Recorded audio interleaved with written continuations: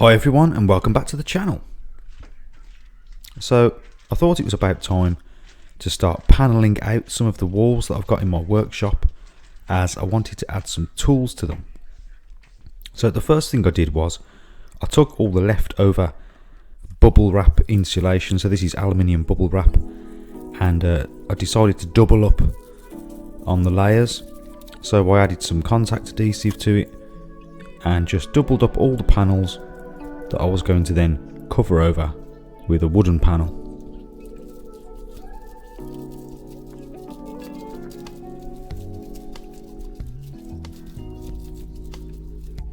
So once that was done, I cut some battens on the table saw, and then I just needed to cut them to size, as these battens were going to sit inside these recesses in between the studs. So I cut those down, and then I piloted some holes.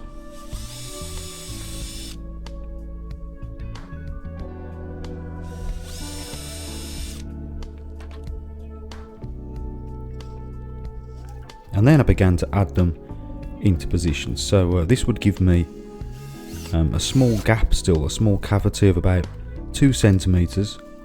So I'd still have an air gap in between the insulation and the wooden panel, and it would also give me a recessed wall. So I'd have maybe an inch or two still of wall that I could hang the tools inside of, so they would sit almost flush inside the wall, and this would save a lot of space, and I think it looks a lot neater as well.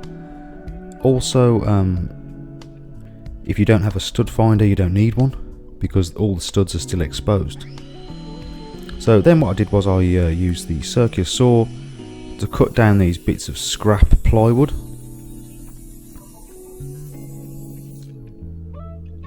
And then they were quite rough, so I gave them a sanding down.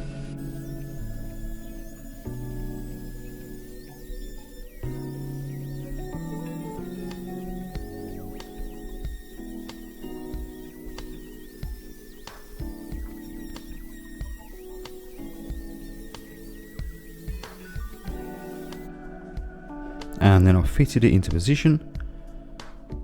And what's great about this method is that you don't necessarily need large sheets to panel out your walls. You can use bits of scrap material like I'm doing here.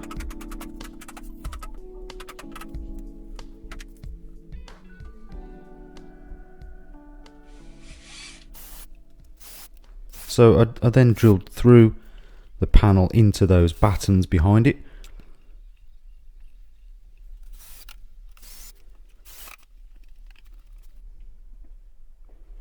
I then used another scrap piece of plywood for the next panel.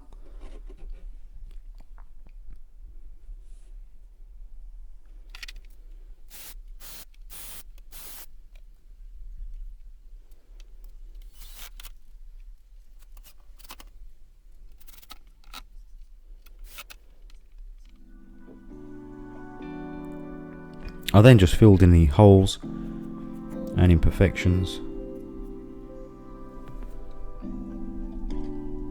and added some sealer.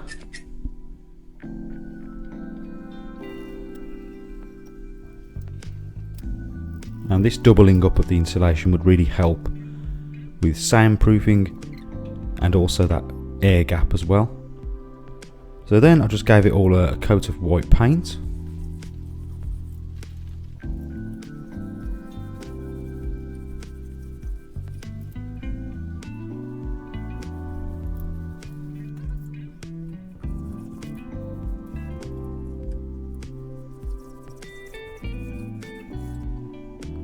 So then I needed to move on to some of the larger panels. So again, I cut some more battens.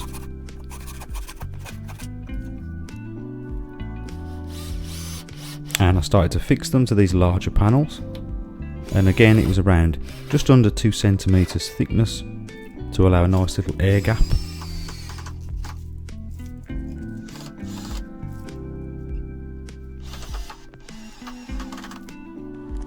So you can see I've got the 2 layers of insulation, and then I've sandwiched it against the feather edge board with these battens which they lie inset into the cavity, into the 2x3s, and they jut out just under 2 centimetres, so that gives me a nice little cavity here as an air gap, which will improve insulation and soundproofing as well.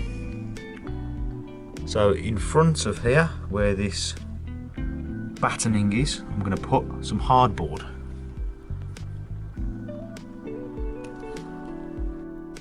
So for these larger panels, I had some sheets of hardboard left over from a delivery, and I had no other use for them, so I thought they'd be great for this application.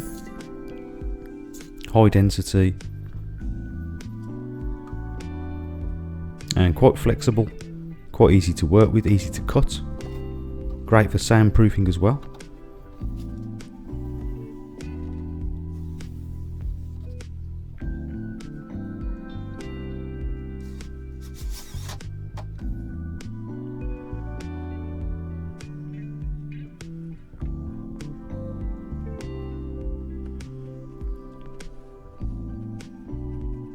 And again, I gave a bead of sealant to the edge.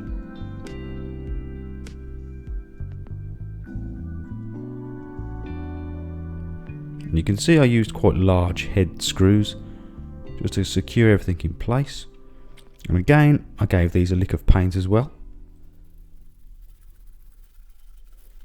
And that was pretty much it, so I just repeated the process until I run out of hardboard.